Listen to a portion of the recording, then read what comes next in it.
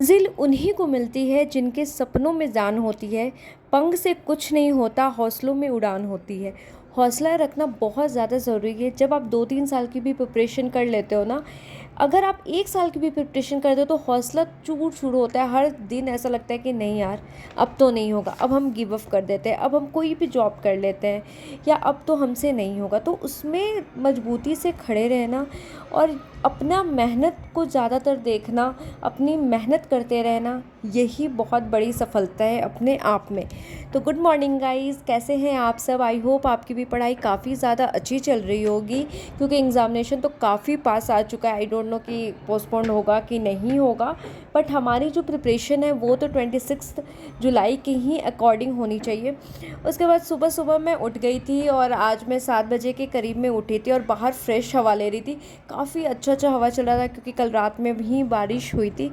उसके बाद फ्रेश हो गई थी। ब्रश व्रश करने के बाद मैंने बना रही थी यहाँ पे लौकी का चीला, क्योंकि मेरी बहन थोड़ा सा ना वैसे वाली है कि हम फ्रेश खाएंगे, हम ज़्यादा तेल यूज़ नहीं करेंगे, हेल्दी फूड खाएंगे। तो लौकी का चीला वो बनाता, बहुत करकर मैंने भी फर्स्ट टाइम खाया, बट इट लाइक मतलब अच्छा था।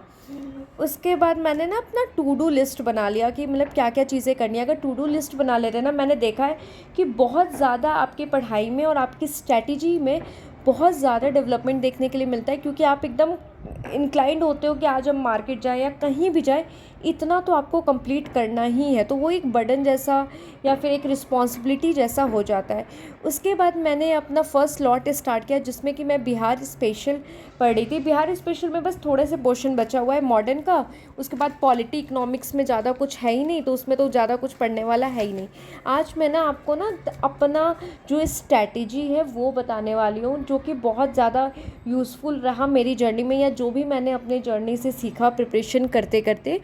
जैसे सबसे पहला जो सबसे इम्पॉर्टेंट होता है वो होता है 1-4-7 रूल। अब 1-4-7 रूल ये होता है कि जो आपने फर्स्ट डे पढ़ा उसी को फोर्थ डे आपको फिर से रिवाइज़ करना है, भले कितना ज़्यादा भी आपका पोर्शन हो जाए, और फिर उसको सेम चीज़ को आपको 7 डे भी रिवाइज़ करना है। ये आपको लग रहा होगा कि बहुत ज़्यादा बर्डन है कि 4 डे फिर 7 डे, बट जब आप 3 से 4 बार ऐसा करोगे ना, तो जो पेज पढ़ने में आपको मे बी फर्स्ट डे आधे घंटे लगे होंगे, फिर धीरे धीरे वो टाइम ड्यूरेशन जो होता है ना, वो धीरे धीरे धीरे धीरे धीरे आपका कम होते रहता है। तो वो ये फॉर्मूला काफ़ी ज़्यादा मतलब इम्पॉर्टेंट है। और बाकी जो भी सब्जेक्ट्स होते हैं उसमें पकड़ होनी चाहिए। मतलब आप ऐसा नहीं है कि उसमें पीएचडी की ये ऐसा क्यों, कुछ चीज़ें ना कॉम्पिटिटिव पेपर की जब प्रिपरेशन करते हैं, कुछ चीज़ें हो सकता है आपको समझना है, मे बी आपका बैकग्राउंड अलग हो या जो भी हो, ठीक है। लेकिन अगर बहुत ज़्यादा चीज़ें जैसे कुछ समझ ना आए, अब उसमें 2-3 घंटे लगाने से बेटर है उसको याद कर लो, क्योंकि आपको कोई भी वो नहीं है कि आपको पीएचडी करना है या कुछ करना है। बस हमारा फोकस होना चाहिए कि हमें एग्ज़ामिनेशन निकालना है, उससे कोई भी मतलब नहीं है। जब मैंने लास्ट टाइम ये पेपर दिया था तो मेरा 0.6 मार्क्स से कम हुआ था। इनफैक्ट 1 मार्क्स भी कम नहीं थे मेरे इसमें। तो मुझे ऐसा लगा कि पता नहीं कहाँ गलती हो रही है या कहाँ गलती नहीं हो रही है। तो मैं यही चीज़ करती हूँ कि जो चीज़ बहुत डीप में हो, जिसमें लग रहा है कि बहुत ज़्यादा टाइम लगेगा और इसको हम रट सकते हैं, तो उसको रट लेना ज़्यादा बेटर है। बहुत सारी चीज़ें ऐसे आपको मिलेगी ना कि आप रट लोगे ना, तो आपको बहुत ज़्यादा यूज़फुल होगा, या आपके लिए भी काफ़ी ज़्यादा अच्छा होने वाला है। उसके बाद मैंने अपना सेकंड स्लॉट स्टार्ट किया था, जिसमें कि मैंने करंट अफेयर से स्टार्ट किया था। सही बताओ तो करंट अफेयर एक ऐसा चीज़ है और ऐसा मतलब पोर्शन है ना, कि आप अगर करंट अफेयर, मतलब मुझे याद नहीं है एग्जैक्ट, बट 71 या 72 बीपीएससी में ऐसा हुआ था, सॉरी 70 या 71 बीपीएससी में ऐसा हुआ था कि बहुत अच्छा खासा पोर्शन है। जब आप पीवाईक्यू देखोगे तो आपको समझ आएगा। करंट अफेयर का पूछा गया, करंट अफेयर तो काफ़ी ज़रूरी है। मतलब करंट अफेयर के बिना आप कोई एग्ज़ामिनेशन पास कर दो, ये थोड़ा सा मुश्किल, थोड़ा क्या बहुत ज़्यादा मुश्किल है।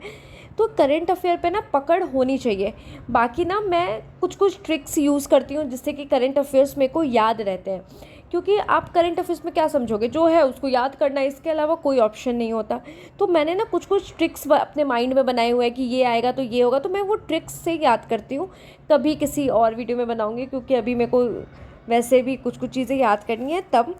उसके बाद मेरे को भूख लगी थी तो मैंने तहरी बना ली थी, क्योंकि लौकी का पराठा मतलब सुबह में एक ही बचा था। उसके बाद तहरी बनाने के बाद मैंने स्टार्ट किया था हिस्ट्री पढ़ना।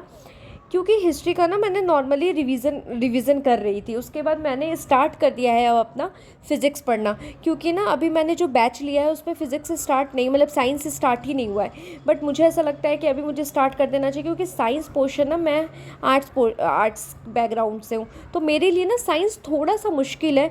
इस वजह से मैंने सोचा कि मैं अपने से ही फ़िज़िक्स स्टार्ट कर देती हूँ, क्योंकि कुछ ऐसे सब्जेक्ट्स होते हैं ना जिसमें आपकी पकड़ होनी चाहिए, जैसे करंट अफेयर्स हो गया, इकोनॉमिक्स हो गया और साइंस हो गया। ये ऐसे पोर्शन जैसे बहुत अच्छे खासे अमाउंट में आता है। हिस्ट्री हो गई, ये 4-5 पोर्शन है ना कि अगर आपने ये भी पढ़ लिया पूरा, तो फिर आपका निकल सकता है।